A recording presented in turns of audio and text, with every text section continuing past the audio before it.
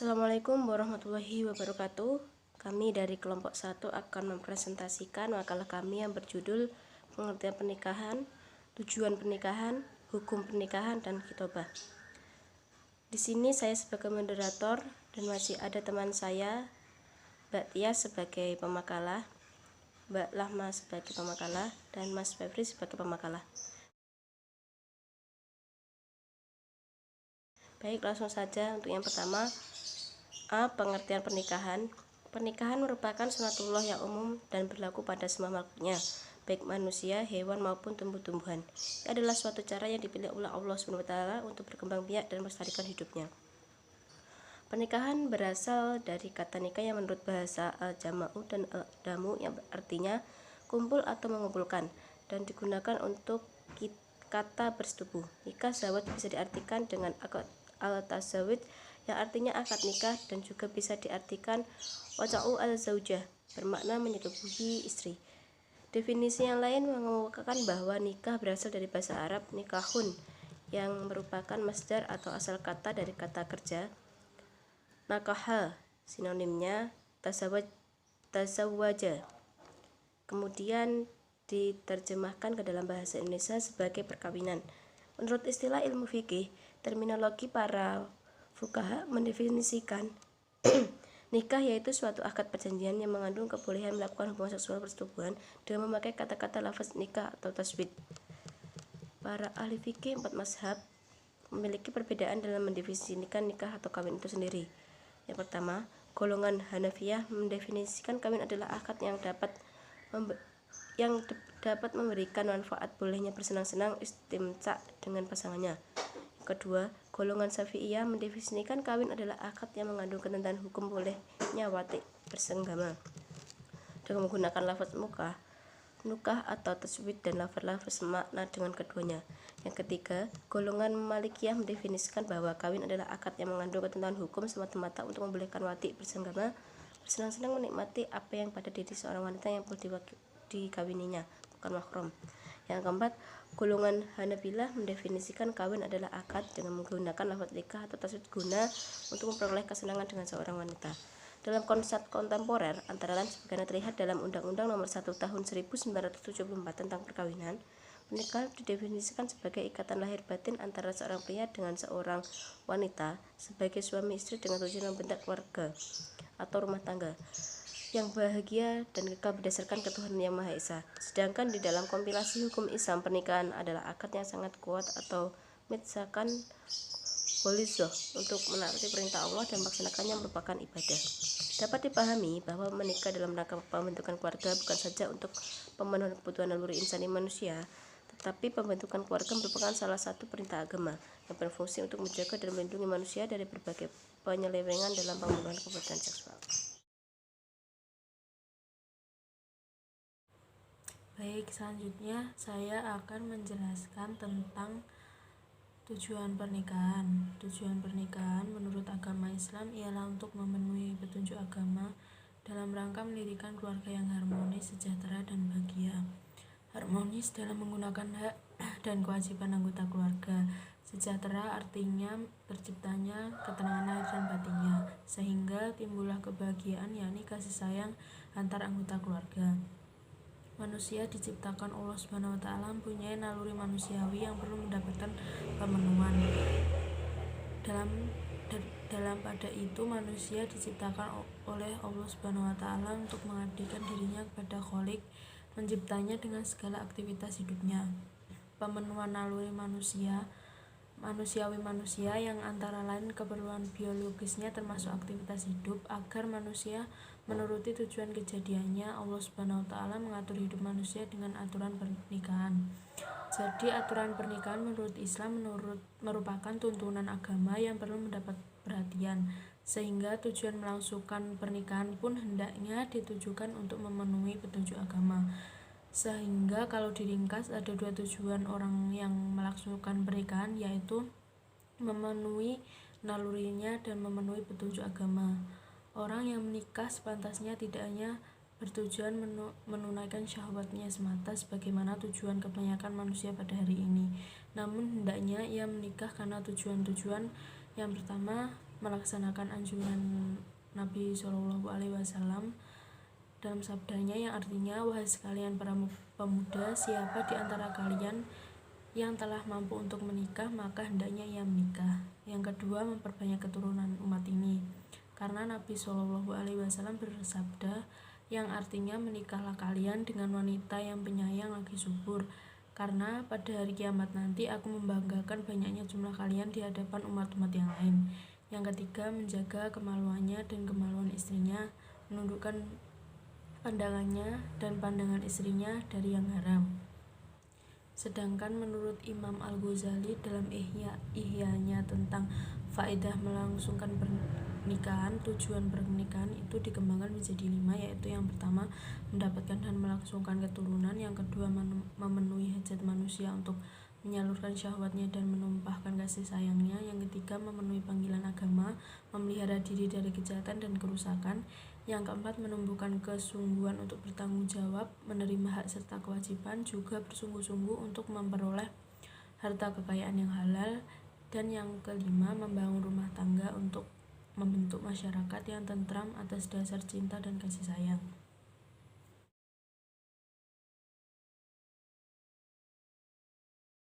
Adapun hukum menikah, dalam pernikahan berlaku hukum taklifi yang 5. Yang pertama, wajib bagi orang yang sudah mampu menikah, sedangkan nafsunya telah mendesak untuk melakukan persetubuhan yang dikhawatirkan akan terjerumus dalam praktik perzinahan. Yang kedua, haram bagi orang yang tidak mampu memenuhi kebutuhan nafkah lahir dan batin calon istrinya, sedangkan nafsunya belum mendesak. Yang ketiga, sunnah bagi orang yang nafsunya telah mendesak dan mempunyai kemampuan untuk nikah, tetapi ia masih dapat menahan diri dari berbuat haram. Yang keempat, makruh bagi orang yang lemah syahwatnya dan tidak mampu memberi belanja calon istrinya. Yang kelima, mubah bagi orang yang tidak terdesak oleh alasan-alasan yang mewajibkan segera menikah atau karena alasan-alasan yang mengharamkan untuk nikah. Adapun sumber hukum perkawinan di Indonesia ada 4. Yang pertama, dalam Al-Quran, ayat-ayat Al-Quran. Yang kedua, Al-Hadis yang diperinci dari Al-Quran. Yang ketiga, ijma ulama fikih yang di dalamnya jumlah rukun nikah ini ulama berbeda pendapat. Yang keempat, ijtihad para ulama. Sedangkan di Indonesia, hukumnya ini diatur pada kompilasi hukum Islam atau KHI. Pasal 2 ayat 1 KHI menyebutkan bahwa perkawinan adalah sah apabila dilakukan menurut hukum masing-masing agamanya dan kepercayaannya itu. Ketentuan ini tidak beda dengan pasal 2 ayat 1 UU Perkawinan yang menyatakan perkawinan adalah sah apabila dilakukan menurut hukum masing-masing agamanya dan kepercayaannya itu.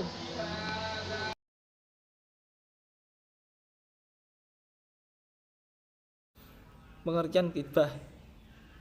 Khitbah menurut bahasa berasal dari akar kata kataba yaktubu katban wakibatan yang berarti pinangan. Secara terminologi, khitbah atau pinangan adalah upaya ke arah terjadinya hubungan perjodohan antara seorang pria dengan wanita atau seorang laki-laki meminta kepada seorang perempuan untuk menjadi istrinya. Di dalam kitab fikih, pinangan diterjemahkan dengan pernyataan keinginan untuk menikah terhadap seorang wanita yang jelas atau memberitahukan keinginan untuk menikah kepada walinya. Menurut Wahbah Az-Zuhaili, khitbah dapat dibagi menjadi 2 macam, yakni khitbah sharih. Khitbah sharih yaitu khitbah yang dilakukan dengan permintaan atau ungkapan keinginan secara jelas atau terang-terangan. Yang kedua, khitbah tarid, yakni sindiran. Khitbah yang dilakukan dengan sindiran untuk melamar perempuan yang disukainya. Jadi, menurut hemat penulis, khitbah adalah sebagai kegiatan ke arah terjadinya hubungan perjodohan antara seorang pria dengan wanita dan dimaksudkan supaya masing-masing pihak dapat mengenal pribadi dan identitas calon suami atau istri dengan langkah-langkah yang digariskan oleh syara. Yakni yang kedua, B. Hukum khitbah. Memang dalam Al-Quran dan Hadis masih banyak yang membicarakan hal peminangan, namun tidak ditemukan secara jelas dan terarah adanya perintah atau larangan melakukan perminangan sebagaimana perintah untuk mengadakan perkawinan dengan kalimat yang jelas baik dalam Al-Quran maupun dalam hadis Nabi. Oleh karena itu, dalam menetapkan hukumnya tidak terdapat pendapat ulama yang mewajibkannya, dalam artian hukumnya adalah mubah. Namun Ibnu Rasyid dan Hidayat al-Mujtahid yang menukilkan pendapat Daud Az-Zuhiri yang mengatakan hukumnya adalah wajib. Ulama ini mendasarkan pendapatnya kepada perbuatan dan tradisi yang dilakukan Nabi.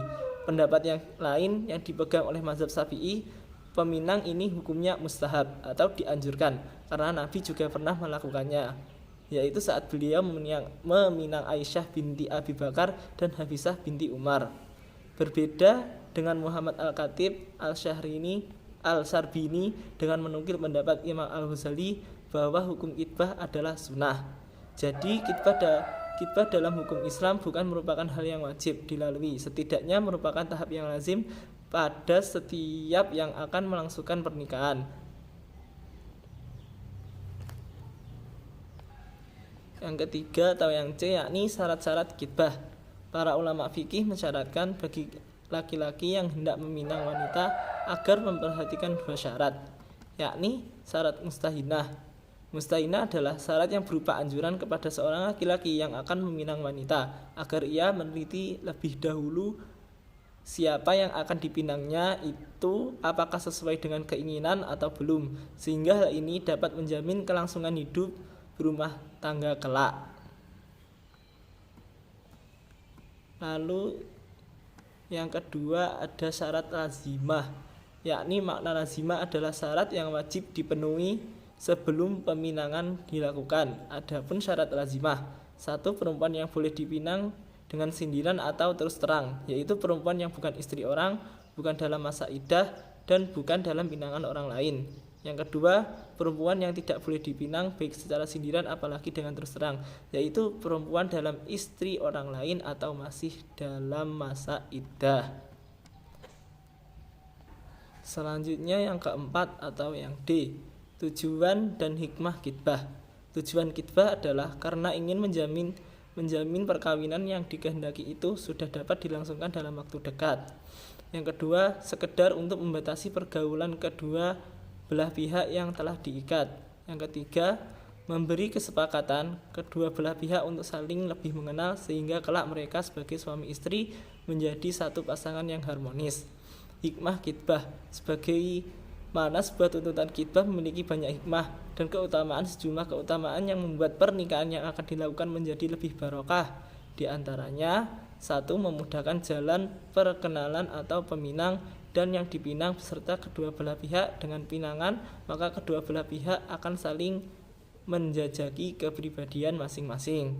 Yang kedua, menguatkan tekad untuk melaksanakan pernikahan. Yang ketiga, menumbuhkan ketentraman jiwa dengan peminangan. Yang keempat, yakni menjaga kesucian diri sebelum menjelang pernikahan. Dengan adanya pinangan, masing-masing pihak akan lebih menjaga kesucian diri mereka masih tengah mulai menapaki perjalanan menuju kehidupan rumah tangga. Oleh karena itu, mencoba senantiasa menjaga diri agar terjauhkan dari hal-hal yang merusakkan kebahagiaan pernikahan nantinya.